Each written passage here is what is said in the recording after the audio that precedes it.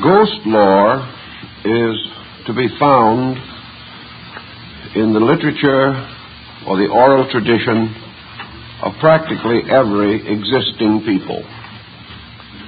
It goes back as far as our records go and emerges from the prehistoric state of man with many of the simple devices and commodities which are known to have developed at a very early period.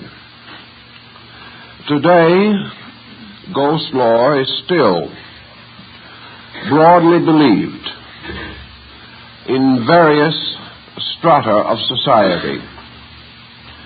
And while we cannot say that in the 20th century advanced cultures are especially strong in their conviction about the subject, it remains as a conditioning force in the life of nearly every person.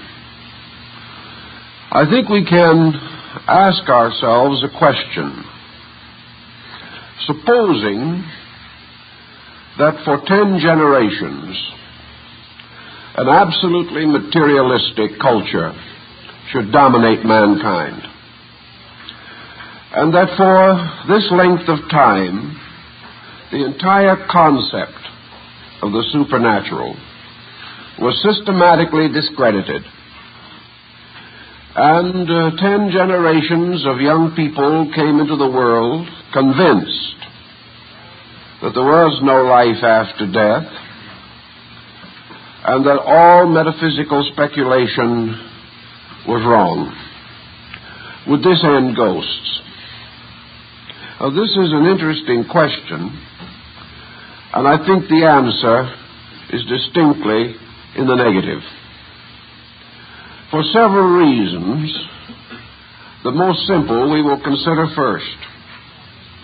We do have isolated strata today of intellectuals definitely opposed to the idea of the supernatural in its religious or philosophical form. Yet we cannot say that these strata, this level of intellect, is free from the machinery by means of which the ghost concept gradually gained control of the human mind.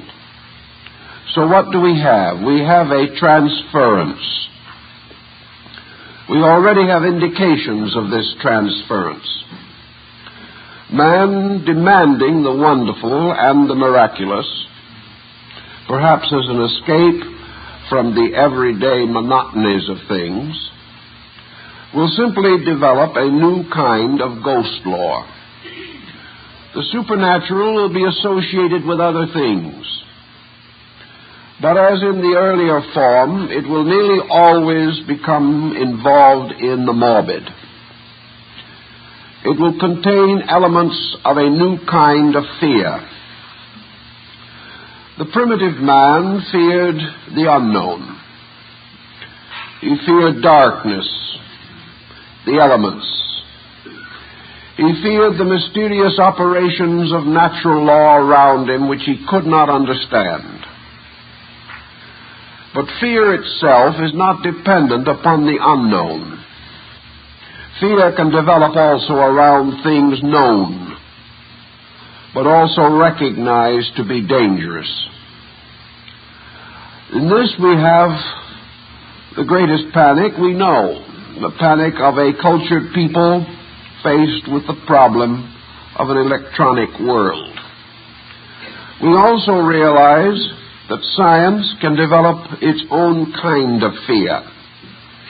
The scientist can fear another scientist, just as today, with fear and wonderment, with all the anxiety of an ancient tribal primitive, we wonder what is going on behind the iron curtain or the bamboo curtain, and we suspect the worst as we have always suspected the worst.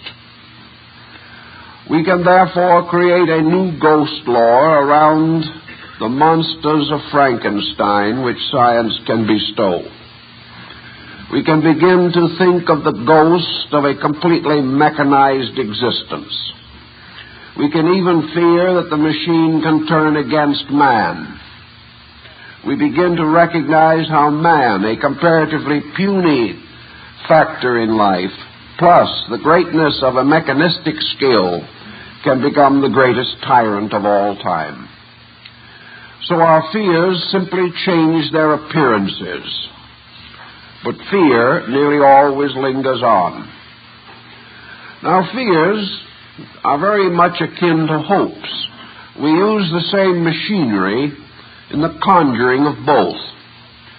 But I haven't noticed in any recent years any great outburst of optimism concerning the future or even the unknown with which we struggle today. Nearly always, our subconscious ghost lore runs into the negative. We are not particularly certain that an invasion from Mars would be a group of kindly persons coming to pat us on the head. We suspect they will come to invade. And all the artistry at our command cannot make the unknown appear amiable to us. We associate it always with some negative force, with some anxiety or some mechanism of fear. Thus, those very circumstances which might almost certainly indicate a coming good will be distorted by a great many persons into an immediate peril. It is something about ourselves.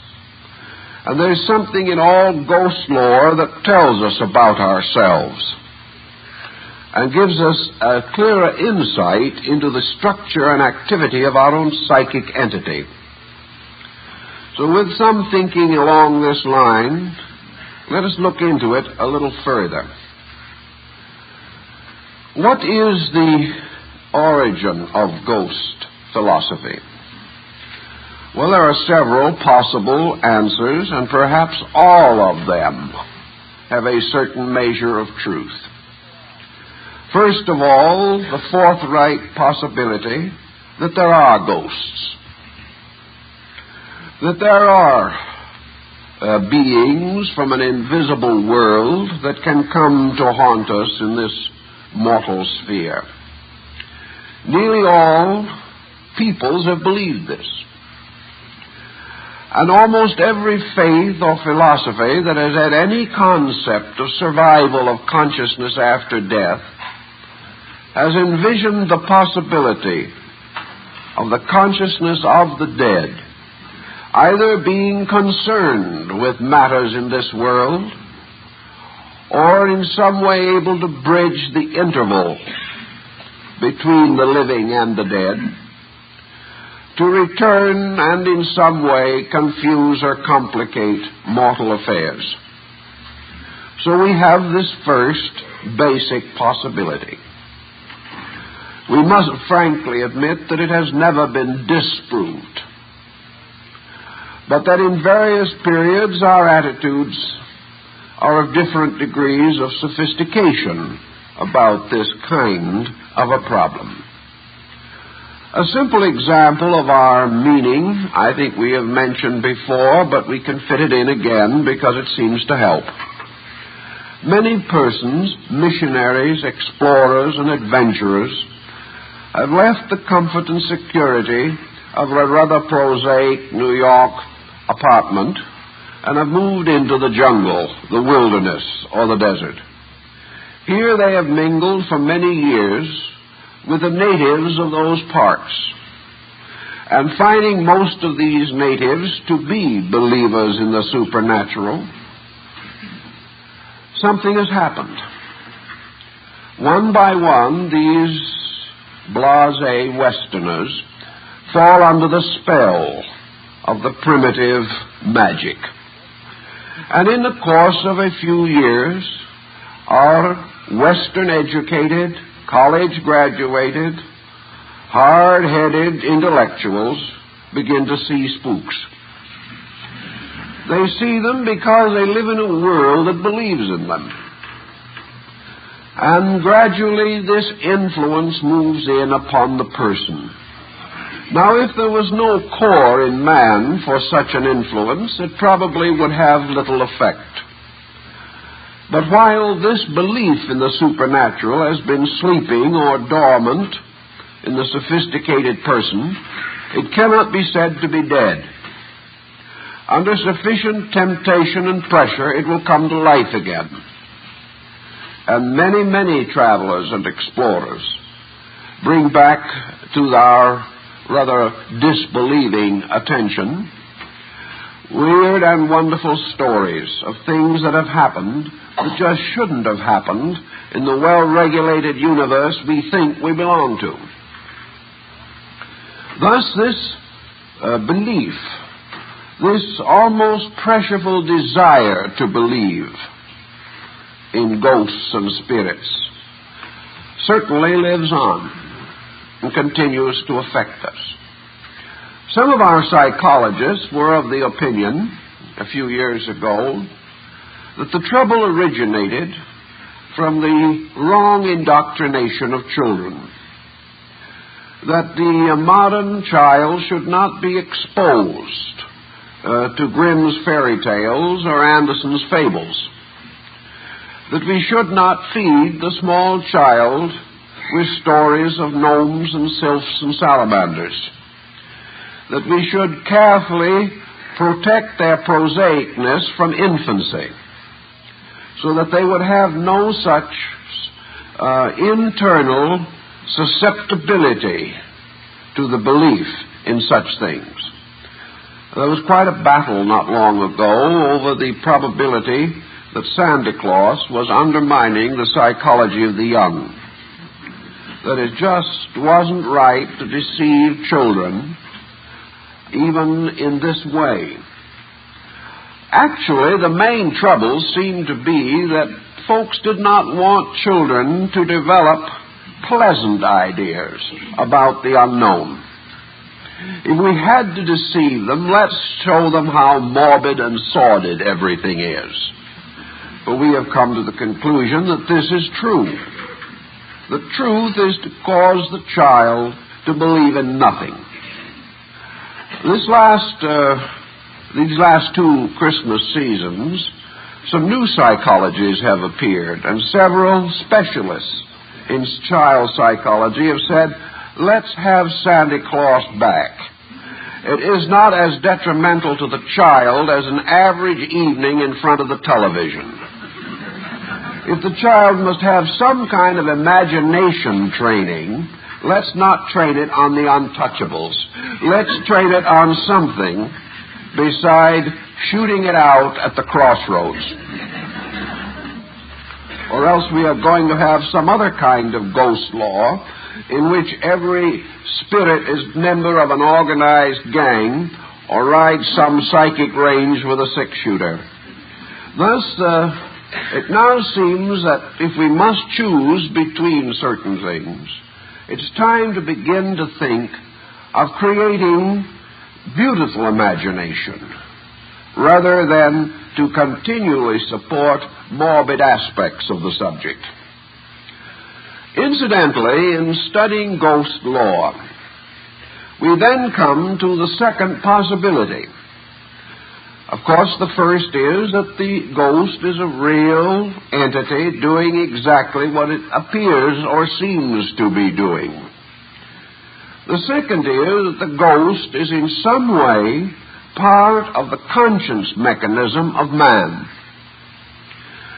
Studies in ethnology and in ancient social customs and of contemporary customs in other areas seem to indicate that there is some connection between the dominant factors of a culture and its ghost law.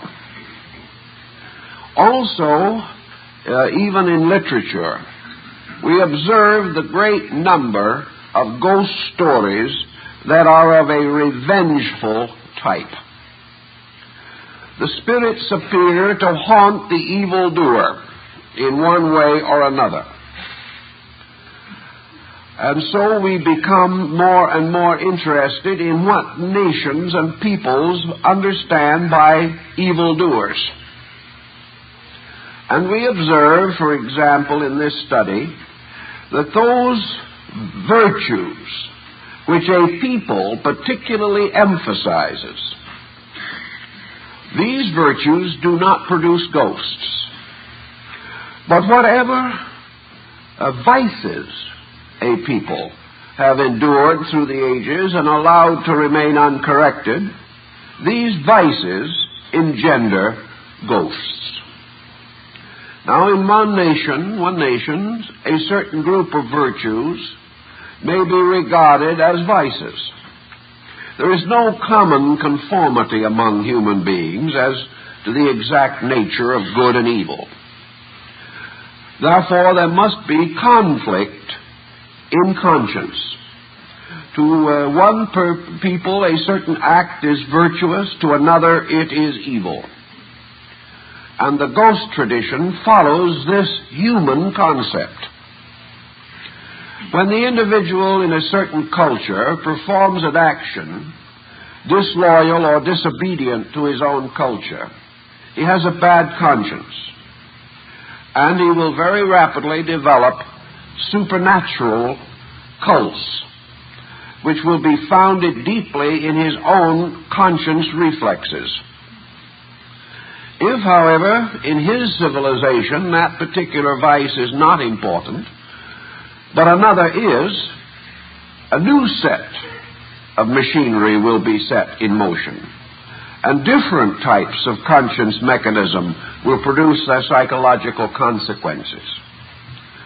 Thus, in a way at least, the ghost seems to be man's recognition of guilt personified. It comes into his consciousness as an avenging force which he believes subjectively he deserves. He has an inward feeling within himself that if he does ill, some kind of evil will come to him. That if he injures another person, that person will haunt him. Well, we all have this experience every day, but we do not associate it with ghosts anymore. We simply think of it in terms of morality. Even though we're rather narrow-minded sometimes, rather intolerant, perhaps embittered, if we commit a very serious offense against another person, we cannot forget that person. We have created a bond with the victim of our own ill action. We cannot escape from the feeling that this person may sometime, some way, seek to avenge himself, because we believe we would do the same under the same provocation. So we begin to lose sleep. We begin to worry. And most of all, there is something within ourselves, a deep stratum of decency, that we have offended. And we believe sincerely in the mysterious workings of wrong, that a wrong done will lead to further wrong. That when we break the simple rules of gracious relationships, we are endangering something. Now, if we cannot get our adversary off of our minds while we are awake, we are no more fortunate when we are asleep.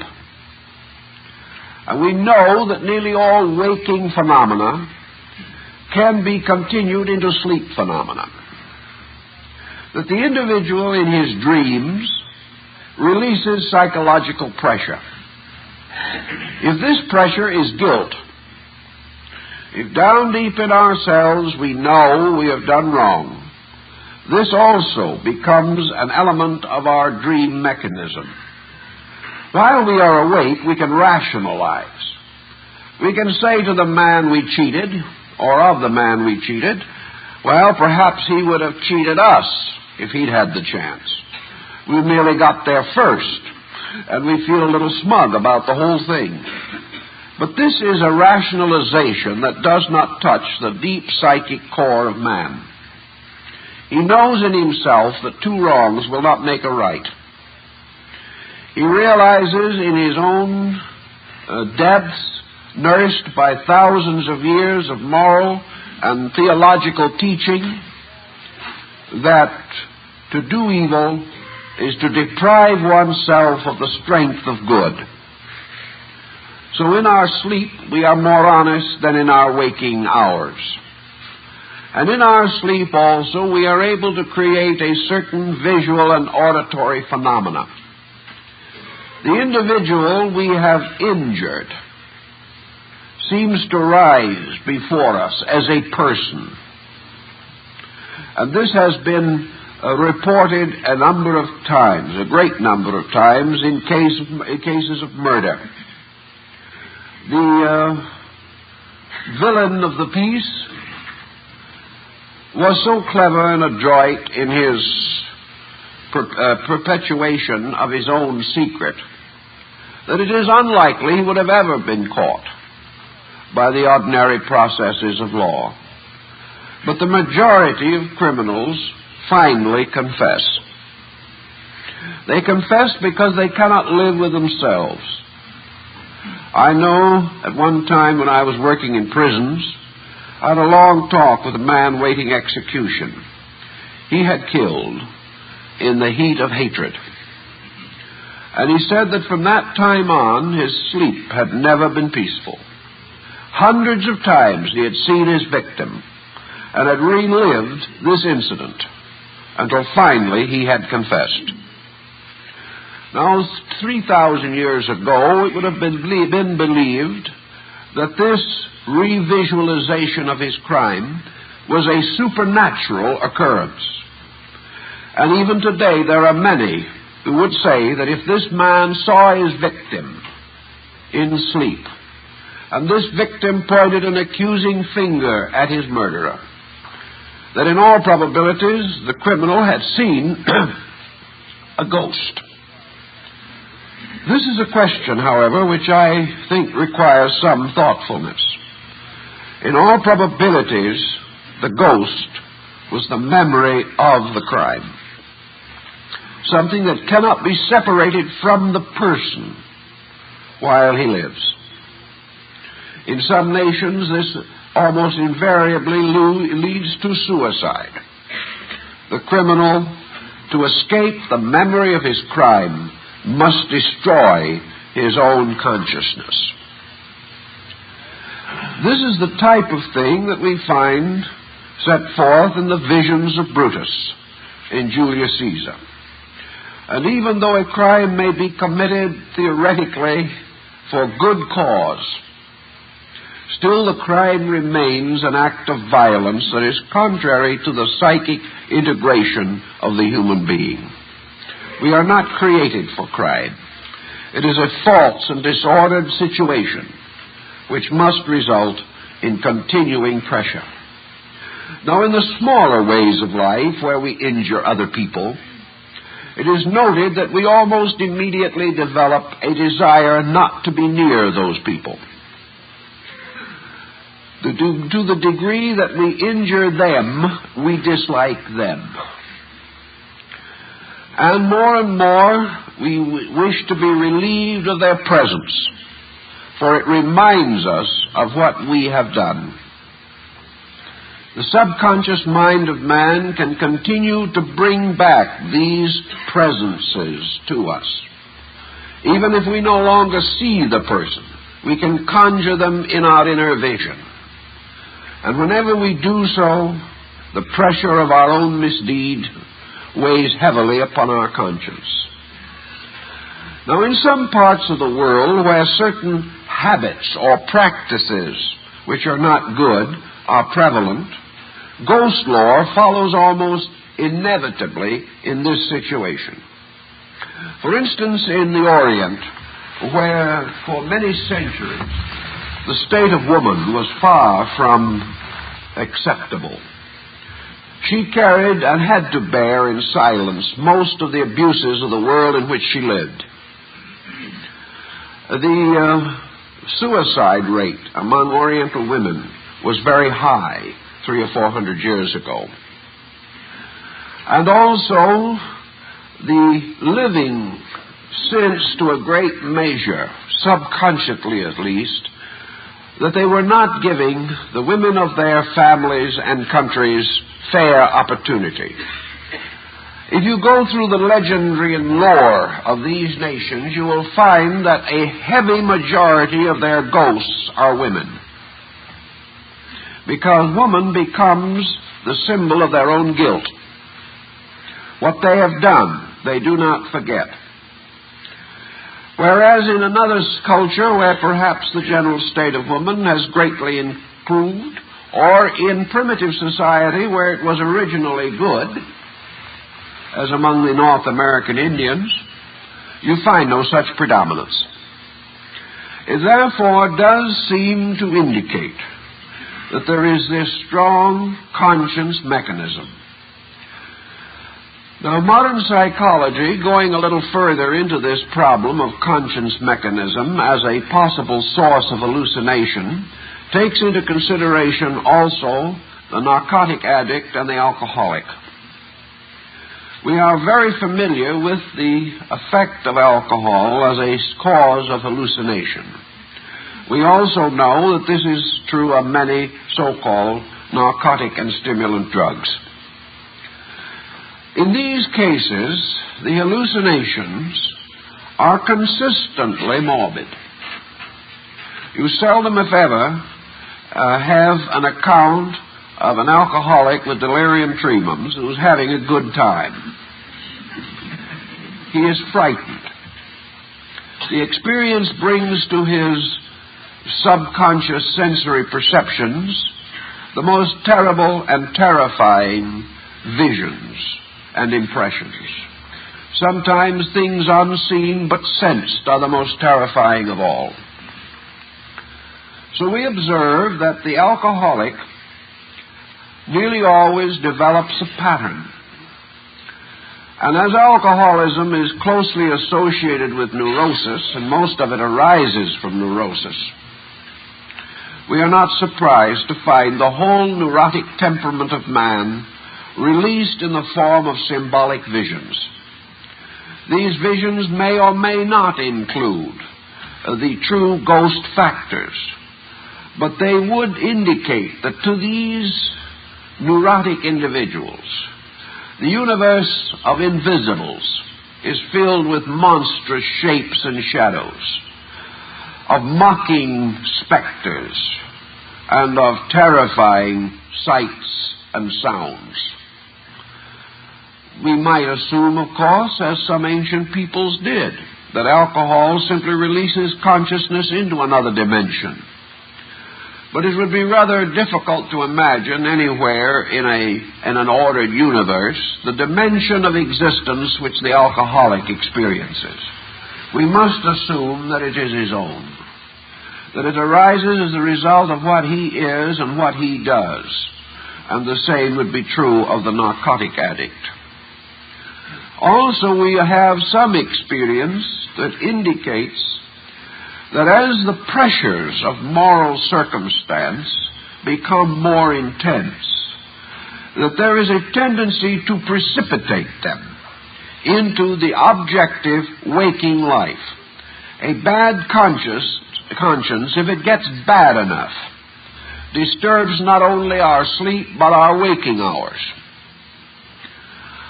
Most of you are aware of the primitive principles of the Rashop testing, used in a good many psychological tests. Here, actually shapeless and meaningless masses are interpreted by persons suspected of some neurotic tendencies. It is amazing how often these blots and scrawls and scribbles and splashes are seen as the forms or likenesses of persons we have injured. In other words, we project these forms. We also find that we project other forms. An intensely devout person whose life has been comparatively free of destructive forces will see in these same blots and splashes religious symbols, figures of saints, and even in some instances the features of Christ. Therefore, what is there unmistakably becomes interpreted by our own imaging and projecting power. We can go even further than this. We can look around ourselves into almost any complicated pattern of environment and can use the very rooms and houses in which we live as a form of Rashop structure or symbol. And we can transform the flow of draperies or the leaves of a tree outside our window into some significant shape by our own interpreting. This is done constantly. But because we consider this to be a psychological phenomena, we are not overly perturbed. By further extension of the same process, however, realizing that imagery is not our ability actually to see something, that imagery is actually an integration in the brain of vibratory waves, of rates, that the picture that goes into the eye is not carried as a picture into the brain, but more like a television picture, is carried as energy in space between the object and the interpreting power. We are quite aware of the image creating or image integrating power of the mind itself. Now, it is not impossible that a mind heavily psychotically burdened can create involuntarily images which it can confuse with and mix with the normal image process which we use in seeing. Thus we can look out upon a scene, see a meadow that is there, trees that are there, and the phantom of the person we have injured, which is not there. We have imposed this phantom into our seeing by our own processes. Perhaps this is the reason, however, why the majority of ghost lore is associated with darkness.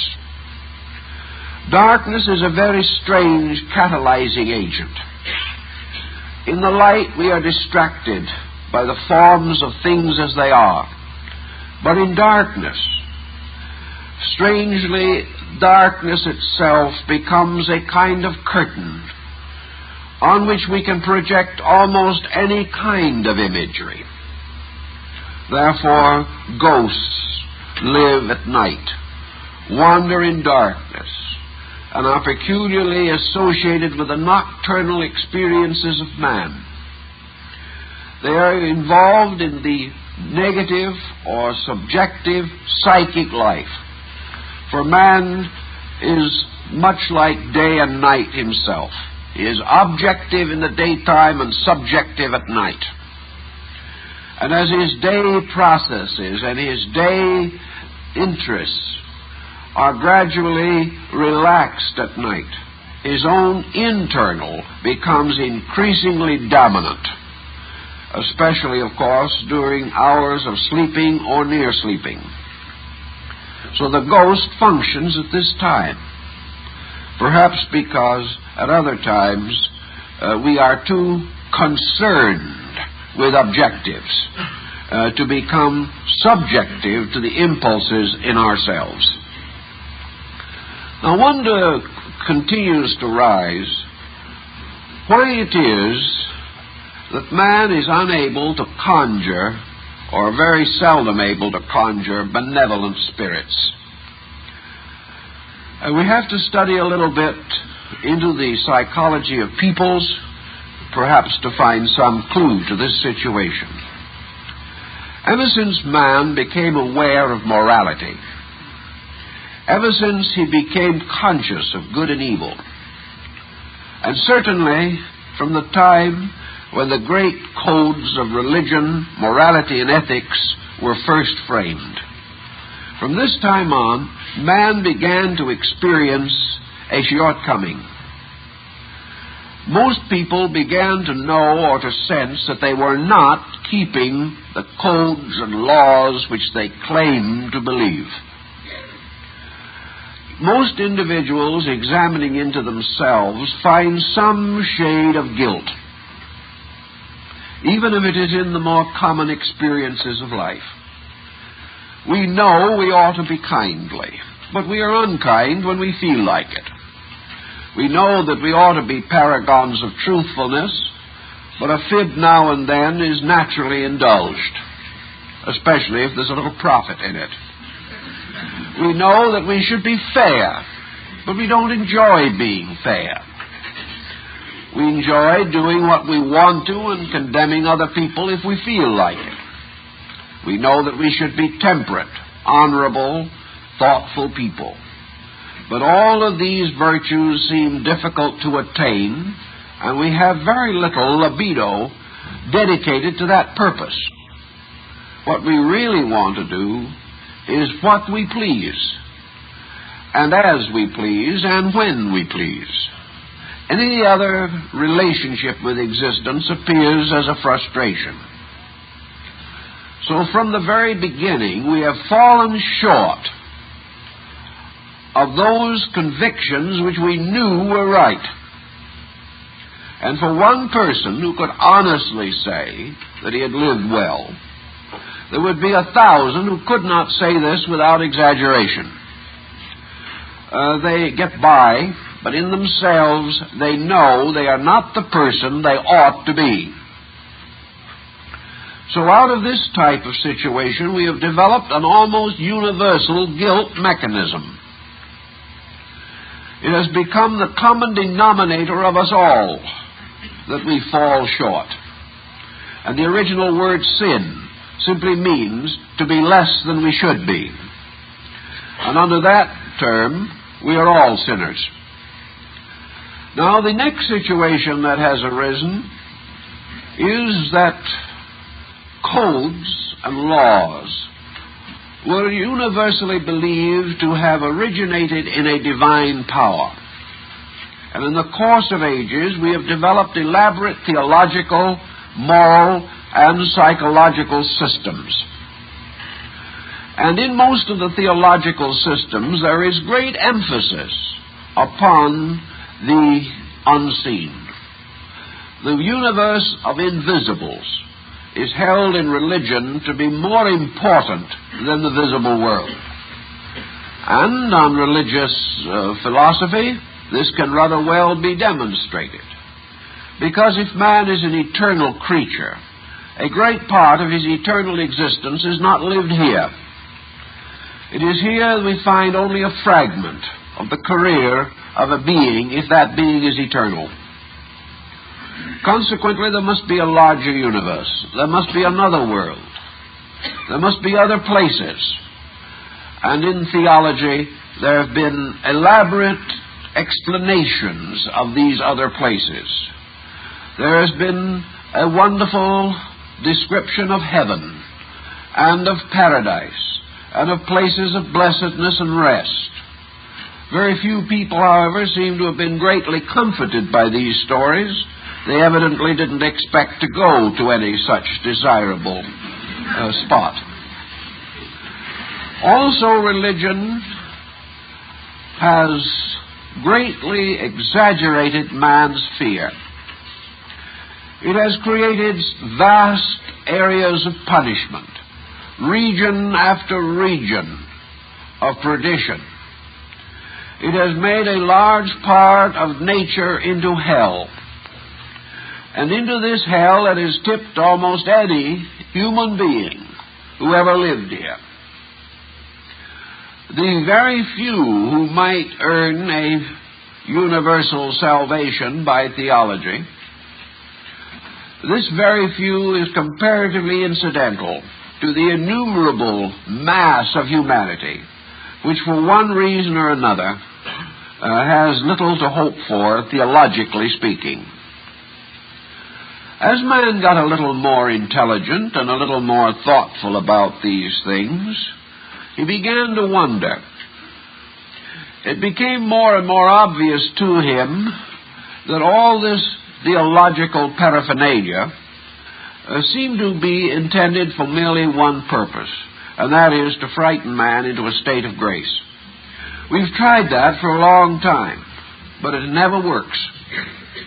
The individual who is good only because he is afraid to be bad becomes the secret criminal. There has to be something else.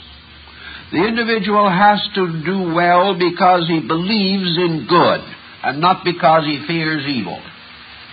But when we try this, it also does not operate successfully in a social order.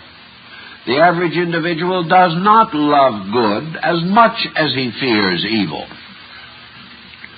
So perhaps this is the reason why, in his imagery of the universe around him, there is more of fear than of hope. The individual who has not learned to love good does not experience good in the universe. His faculties, inwardly unfolded to some degree, do not carry to him an experience of good.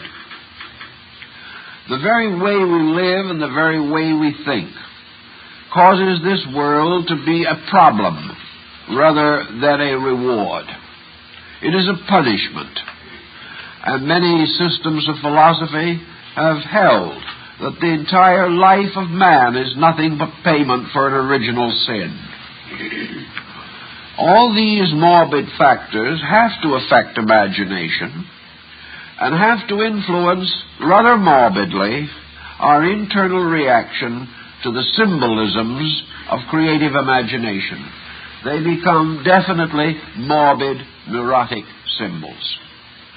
If you study, for example, the art achievements of neurotic peoples, you find that today great experiments are being made in the artistic symbolism to be found in drawings and paintings by the mentally disturbed. And these paintings, by the way, appear quite startlingly modernistic. And there is an historical account of an exhibition in which the works of mental patients and the works of prominent modernists were hung in a gallery together, mixed up and no indication given as to which was by which group.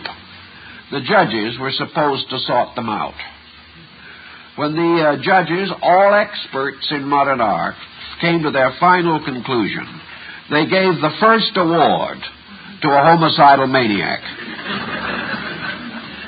The actual disturbance which we find in psychological living today expresses itself in art.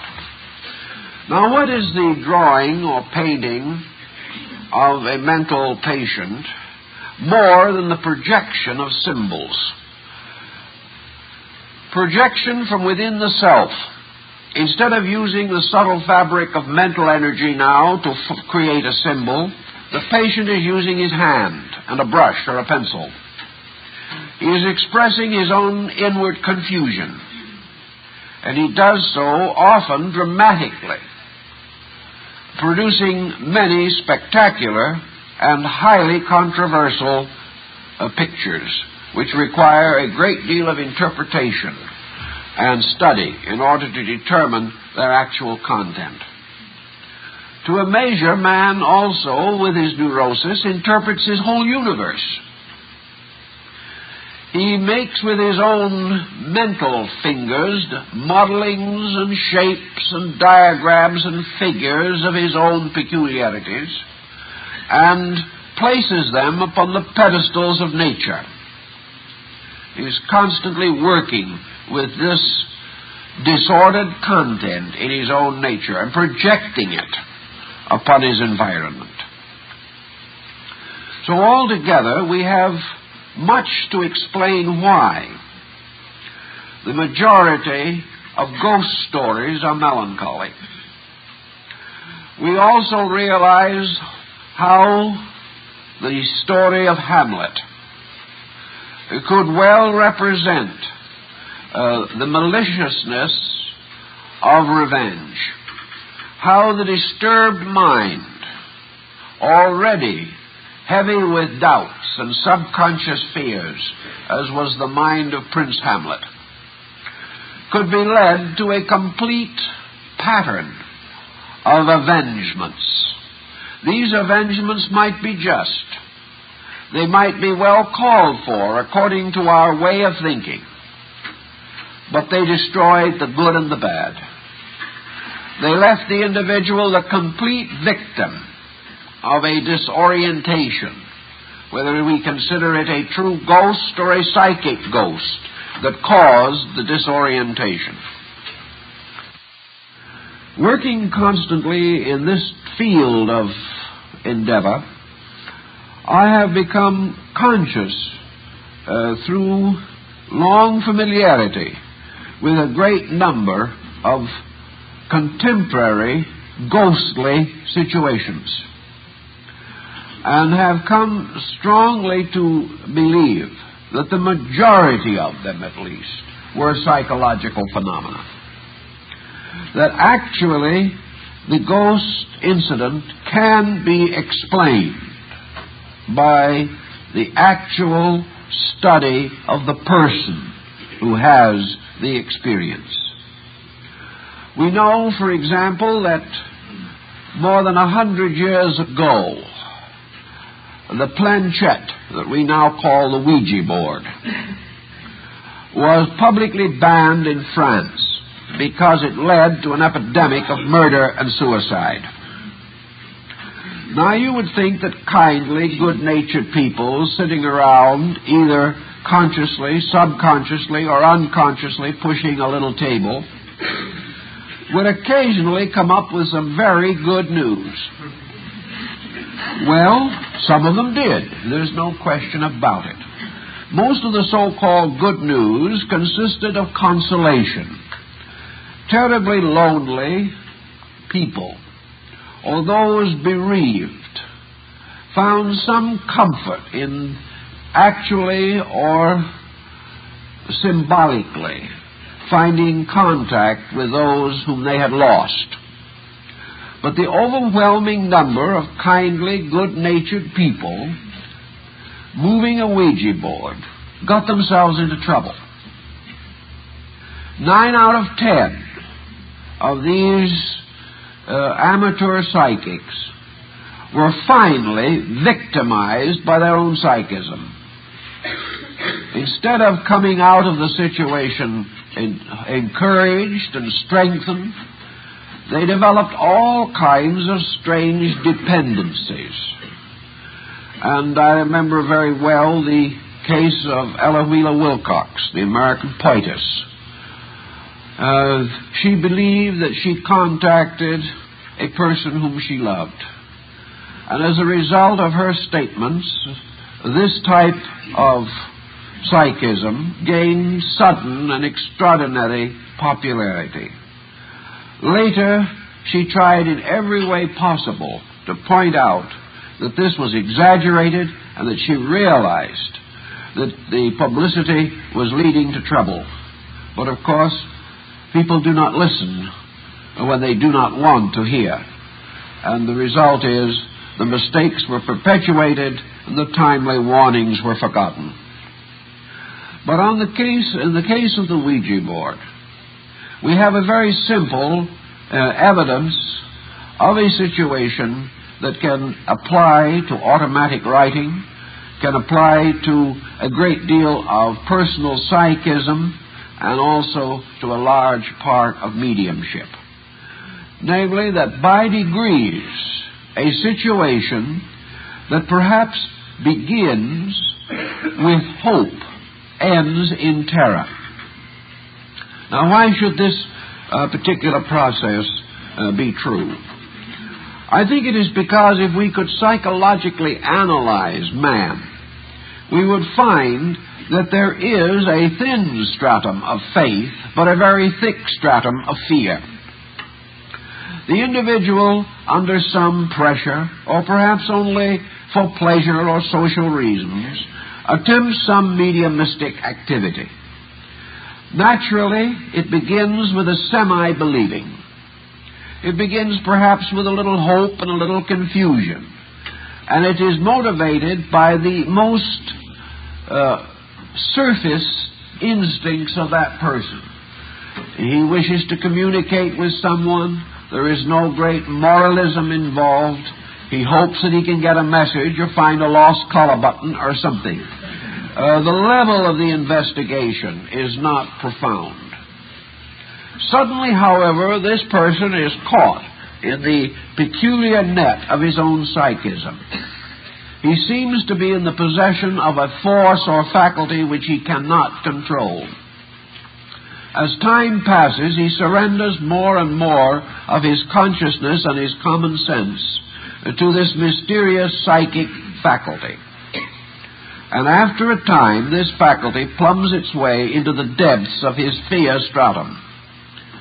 And little by little, what might have begun as a rather optimistic, cheerful, and even slightly profitable interest ends up by the person becoming as hopelessly addicted to a morbid state as any alcoholic or narcotic addict. Suddenly, the temper of this association begins to change. By degrees, ominous things are introduced.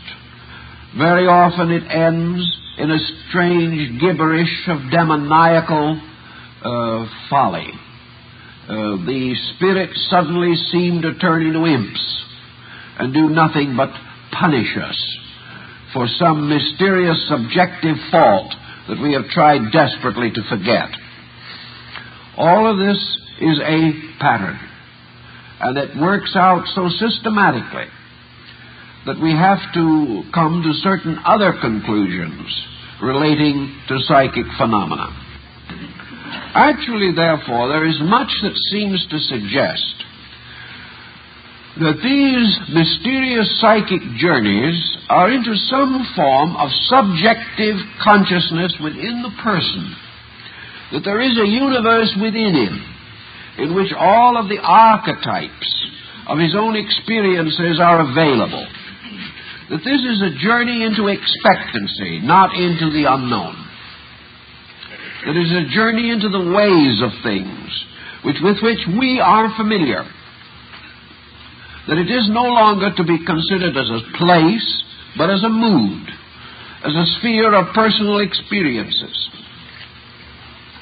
If this be true, then the mysterious ghosts that we find there must also have some existence in ourselves.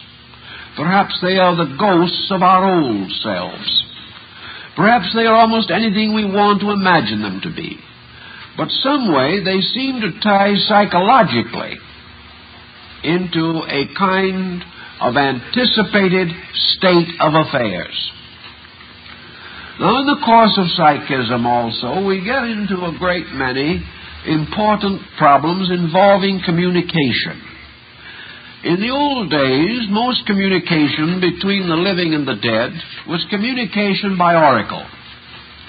And the great oracle at Delphi, or the oracle of Trophonius, or one of the other classic oracles of the Greeks and Latins, comes to our mind. But remember that in the oracle, as a means of interrogation, man did not attempt to communicate with man. Man sought the wisdom of the gods. Nearly all the state oracles of antiquity were for communication with deities, not with the deceased. These deities, as the guardians, leaders, guides, and custodians of peoples, were therefore, we may say, the archetypal pattern of the cultures which these deities were believed to sustain. Consequently, we are dealing with archetype. We are dealing with man trying to discover the laws of archetype in order that he could obey them better, that he could understand them more fully. In this we cannot say that there is a real consistency between modern and ancient psychic phenomena. Modern psychic phenomena nearly always involve some kind of communication with persons like ourselves, of similar nature, consciousness, and constitution. And we are then confronted with another situation. What does death produce in the experience of the individual? Assuming that we are right, that idealism is the correct approach to life, that therefore man survives the grave and remains a conscious being, and that this conscious being has a destiny and some kind of an abode, even if it is in the extra-dimensional vistas of space. If we assume that this person has passed from one condition to another, what does death do to that person other than to separate him from a body? Does death change him? Does death cause him to become aware of a greater world? Does death make him realize a higher level of personal integrity? Is the individual after death better than he was while he was alive? Well, Socrates argues that point a little and comes to a sort of general conclusion which has some merit in it. One thing that every entity that has passed consciously beyond death must know that the average person here does not know, but only believes, namely, that life is eternal, or at least that consciousness survives death. Now, this is an important thing if experienced by the individual with absolute certainty. If he does not experience it, then obviously he doesn't survive. And regardless of how he misinterprets it, if he survives as a conscious being even to misinterpret, he has survived. And the fact of his survival is inevitable. So we can say that he has certain values given by the very transition caused by death itself. We have no reason to assume that death and the world into which he passes would have any essential effect upon the development of skills or abilities which are peculiar to this world. It would not be, therefore, proper, I think, to believe that a carpenter who passed out of this life would be a better carpenter somewhere else, because he'd have very little opportunity to experiment if we are correctly informed. But that he does have a new dimension of understanding given by transition cannot be denied. Now, if we also want to take the ground that many do take, that this other world is a better place, that in some way the being who passes there becomes wiser, perhaps not more exactly wise or more skillfully wise, but perhaps more aware of the universal integrity. If it is assumed that this person, having departed from our way of life, comes closer to God, enters into a nearer relationship with the great causes of life, becomes more associated with divine beings, then we might have reason to assume, or right to suspect, that this person's integrity would be somewhat more matured, that they would have sense of value better than ours, and having been freed from the bondage of the limitation of the flesh, would have some intuitive or inspirational faculties more released, or at least not less released than they are here. This, in a way, causes us then to say, how can we have a vengeful ghost? How can a person who has passed into a better state remain concerned with the peculiarities and absurdities of his material condition. If an individual, by the process of death, gains contact with immortality or greater proximity to God, how can he remain unforgiving? If his consciousness is changed at all by this experience, might we not expect him to be in some way better than he was here? Certainly no less. If he is conscious, if he has gone into a universe of causes in which he is actually living in a state which we are seeking desperately to find in order to advance our own knowledge, is there not reason to suppose that in this larger state the individual would be susceptible of somewhat larger thinking? If this is the case, then certainly the things that concerned him here would concern him less. Problems which he couldn't understand here, he would intuitively grasp.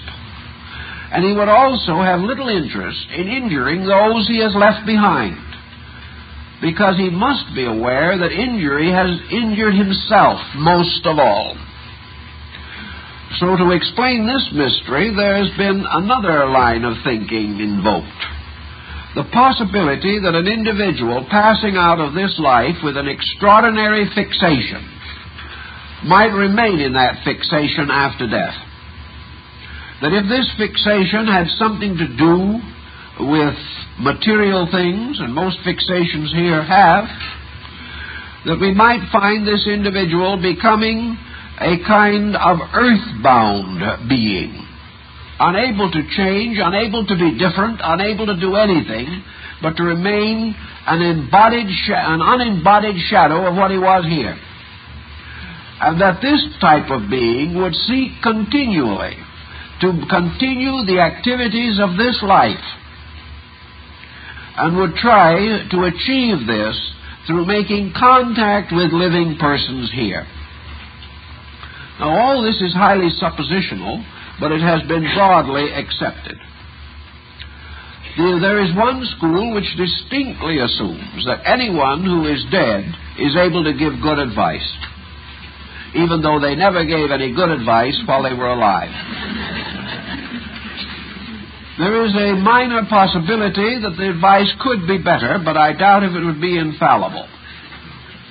And in view of the kind of advice that is given, there seems to be something a little wrong in the whole picture. The earthbound person, bound by his own limitations, unwilling to accept change, perhaps even fighting the concept of his own survival, might present an interesting psychotic situation, and might even point out that you can have extreme neurosis in the afterlife.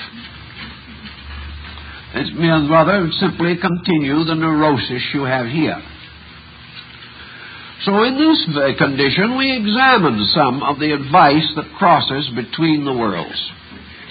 This advice breaks into two very definite patterns. One is advice of consolation, in which most so-called messages, either through mediums or through some form of internal psychic experience of the person himself, are messages intended to give a certain relief from fear or tension or stress. They are, for the most part, of little factual value, unless the simple fact that the person who receives the message is convinced that he is in contact with a person sending the message. This in itself may bring a certain consolation, a realization that a loved one has survived death, or that that loved one might still be somewhere within communicating distance of the person still in this world. That about summarizes the value of the situation. The messages are, for the most part, of very little help either in exploring the nature of the other world or securing any valid description of laws or processes operating. Oh, there are reams on the subject. But these reams, when you put them together and break them down, have very little substantial content. They are well-wishing things, and could well be the product of a dreamer with a pleasant dream.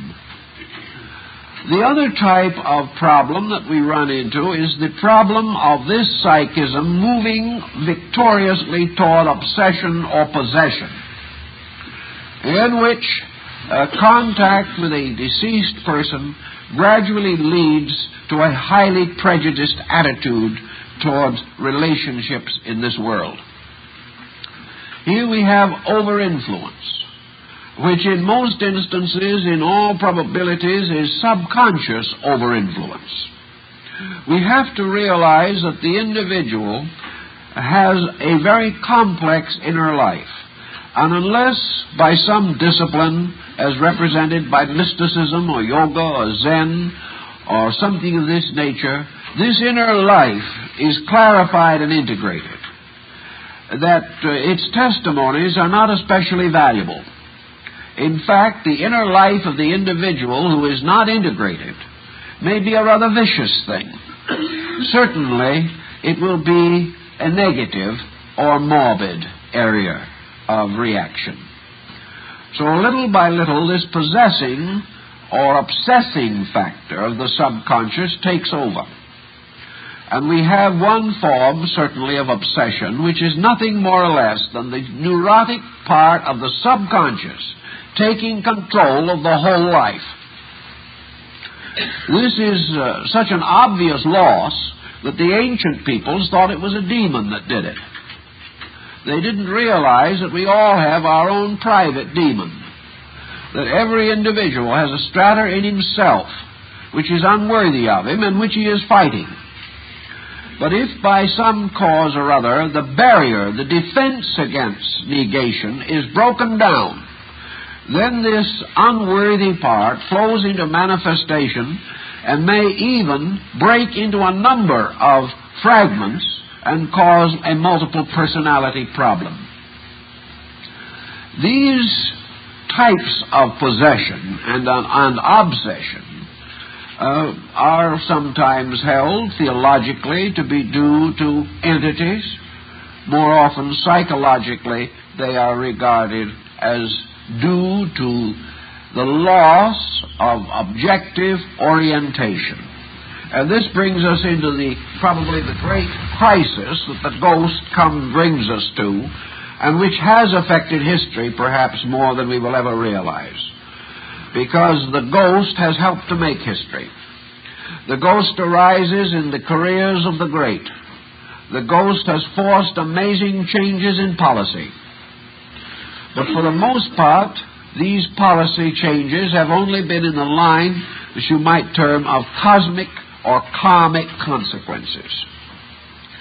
Let us assume for a moment that the ghost factor in this problem comes into the foreground in the life of the individual and becomes disorientation. If you do not believe in these things and you stub your toe, you say, I'll have to look better next time. I'm just not thinking about what I'm doing. But if you do believe in the supernatural and you stub your toe, your first thought is to burn incense to 3 offended demons. Everything suddenly loses all proportion. One thing that suddenly does is to cause the individual to believe that evil is not himself, that he is a kind-hearted, good-natured, well-intentioned individual and somebody else is hurting him. Where have we heard this before? We hear it every day. It is part of our basic psychology that no matter what we do to other people, it could never be as bad as what they have done to us. And we go into a high competition in this area. But now comes the ghost to take its place in this complication. Suddenly, we are no master of ourselves. Everything is turned over to a host of mysteries. Every deed could be explained by a psychic force stepping into our affairs. That blind spot in judgment wasn't ignorance. It was some malicious spirit blowing thoughtlessness into our minds. These things that we do, this cruel word, was a demon speaking through us. And when suddenly an upright citizen falls apart, it isn't a nervous breakdown. It isn't a psychological ailment. It is an obsession by some remote ancestor who was a swashbuckler. Suddenly, the entire pattern of our own action is threatened. And in this threat to our own integration has come what most people have experienced as a very demoralizing series of circumstances.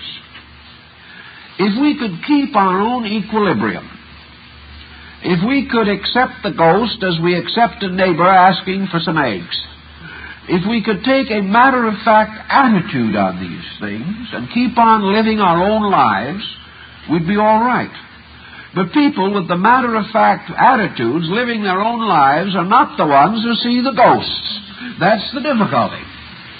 It is the lonely person, the discouraged person, the sick person, the individual who has been battered and bruised by life, or who carries within themselves a tremendous pressure of grievances against life, a sense of injustices, a secret belief that the universe is not a very well-ordered place.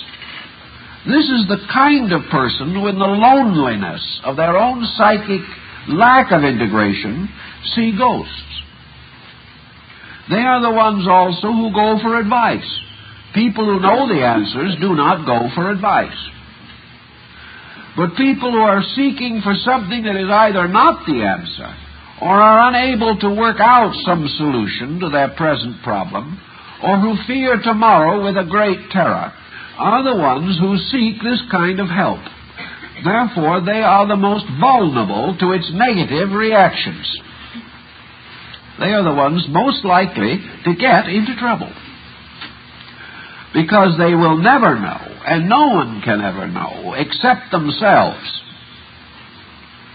whether this advice is truly coming from a superior source or whether it is pouring out of the involved cauldron of their own psychic difficulties. If we could be sure of this, if we could say without any question of doubt, psychic phenomena is genuine, and all mysterious phenomena is psychical, if we could say that, we'd have a certain leverage. We would at least have some yes-no answers. But as these stories unfold, all we have is a maybe. It could be, but not necessarily. It's probably not, but there's a chance that it is. And how are we going to solve this?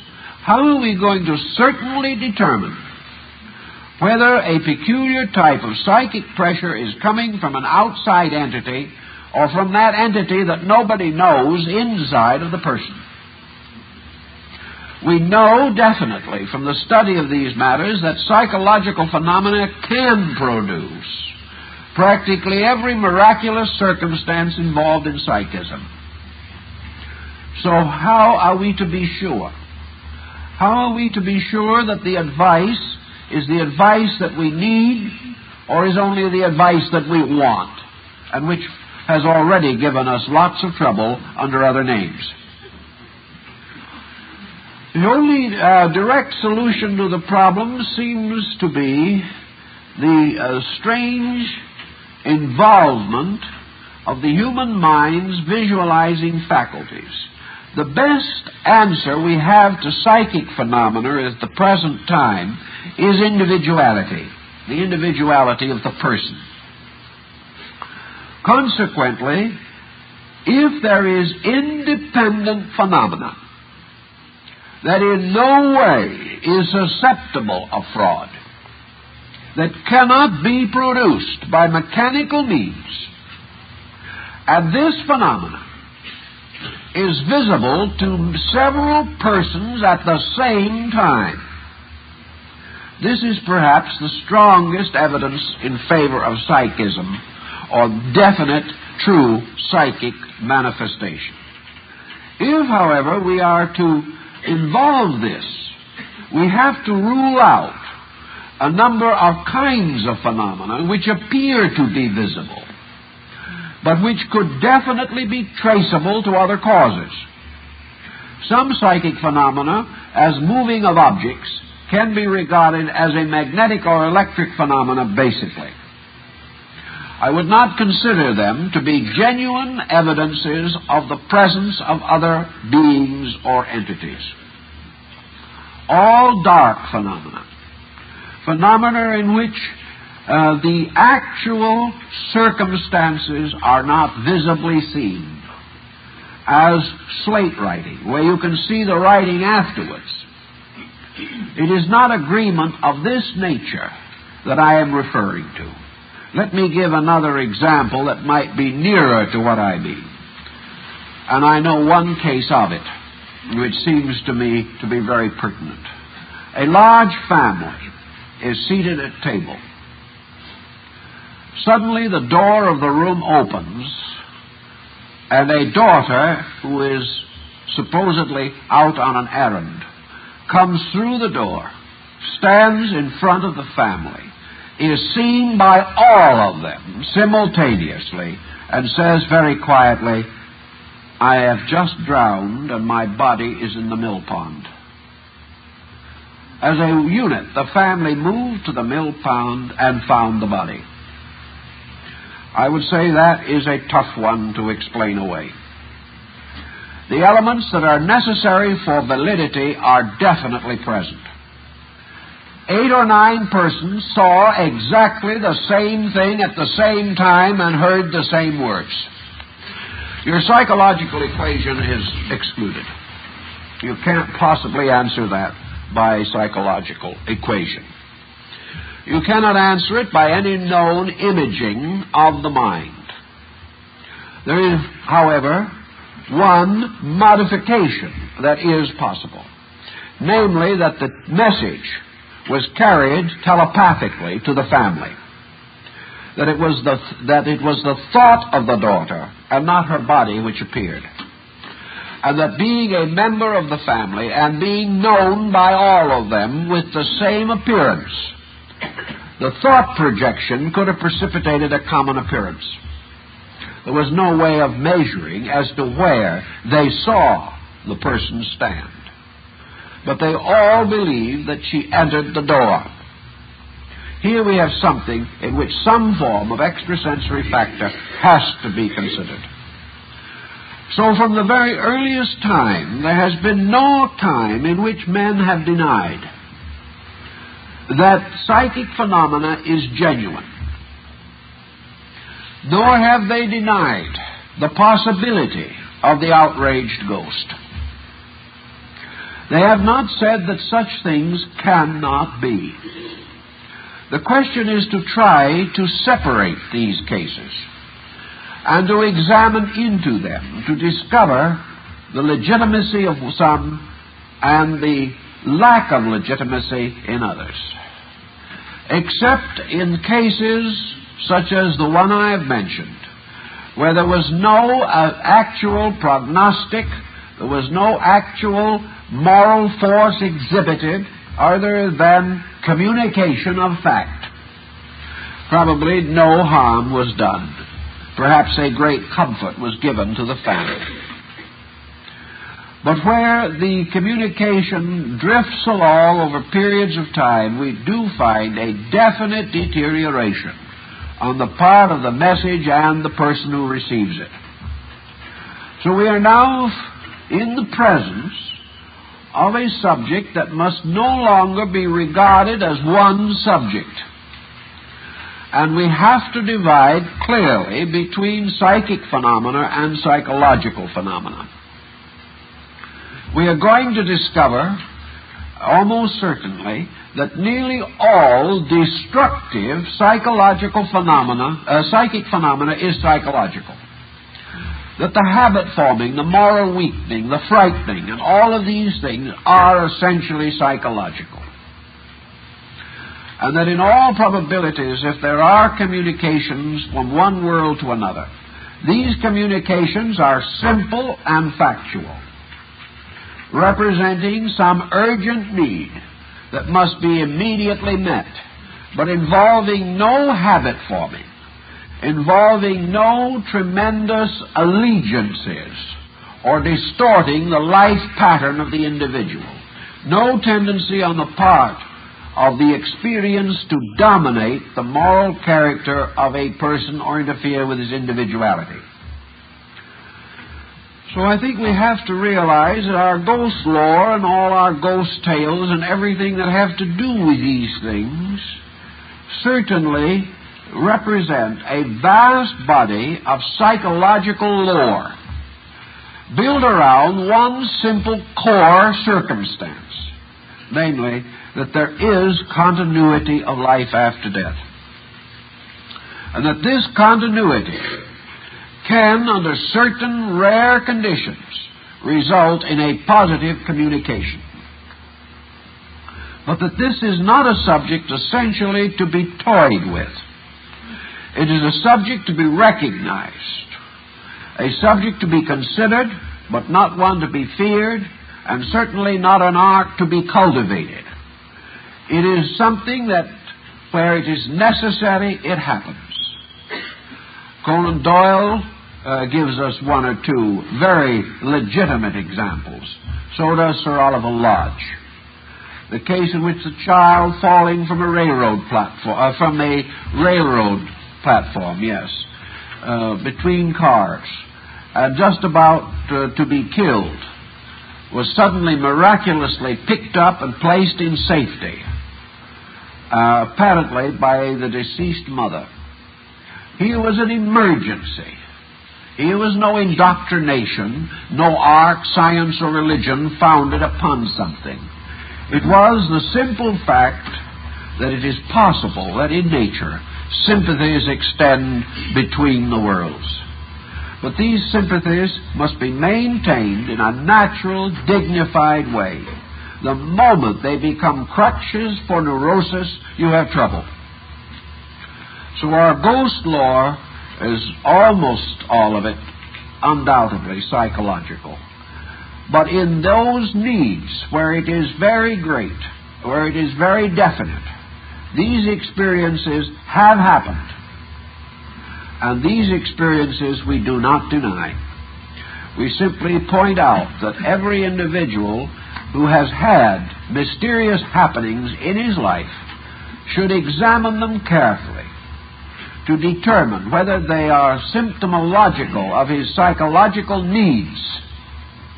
And if they are extended over a period of time, this is what they most certainly are.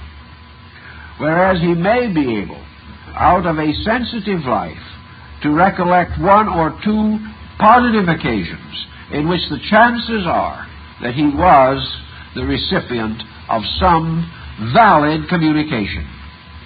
Each of these things we have to work out for ourselves. But it is very definitely dangerous to permit ourselves to become involved in a psychism which is simply another effort of a neurosis to break through and take control of a life. We must not let this happen. And one way is that in all matters in which we can be sufficient for ourselves, we should be. No one should have to turn to psychism because he is lonely, frightened, and abused by his fellow men. No one needs to use psychism as a substitute for a personal life. Build a life, develop character, have an interesting and dynamic career, and then, if all other factors are correct, we are normal people with normal interests, normal attachments, normal associations. The streak of the mysterious may come flashing through at some time. But if we are normal, we will accept it normally. If we believe in immortality, we will not be excited at any demonstration of it.